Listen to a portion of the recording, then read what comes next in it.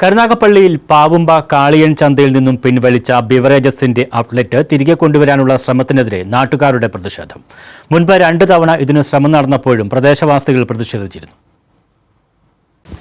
കരുനാഗപ്പള്ളി പാവുമ്പ കാളിയൻ ചന്തയിൽ നിന്നും പിൻവലിച്ച ബിവറേജസ് ഔട്ട്ലെറ്റ് തിരികെ മൂന്നാമതും കൊണ്ടുവരാനുള്ള ശ്രമത്തിനെതിരെയായിരുന്നു പ്രതിഷേധം. ഇതിന്റെ ഭാഗമായി എക്സൈസ് CI ഓഫീസിന് മുമ്പിൽ പ്രതിഷേധ ധർണ നടത്തി.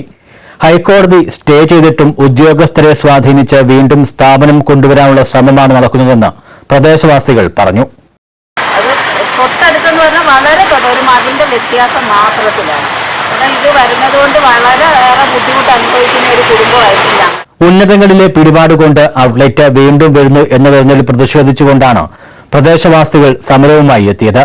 ബെവ്കോ ഔട്ട്ലെറ്റിനെതിരെ രൂപം കൊണ്ട മദ്യവിരുദ്ധ ജനകീയ സമിതിയിലെ അംഗങ്ങളാണ് പ്രതിഷേധം സംഘടിപ്പിച്ചത്.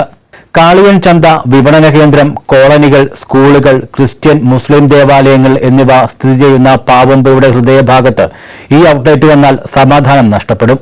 സ്കൂളിൽ പോകുന്ന കുട്ടികൾക്ക് വഴി നടക്കാൻ പോലും ആകില്ല എന്ന സാഹചര്യത്തിലാണ് പ്രദേശവാസികൾ 3ാം ഘട്ട സമരത്തിലേക്ക് കടന്നത്.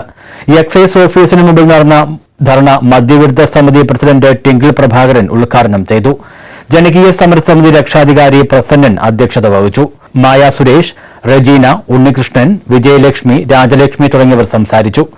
ഔട്ട്ലെറ്റ് കൊണ്ടുവരാനുള്ള ശ്രമം തുടർന്നാൽ ഓണക്കാലം നോക്കാതെ അനിശ്ചിതകാല നിരാഹാര സമരം വരെ നടത്താനുള്ള തയ്യാറെടുപ്പിലാണ് സംഘാടകർ. News bureau, Karunagappally.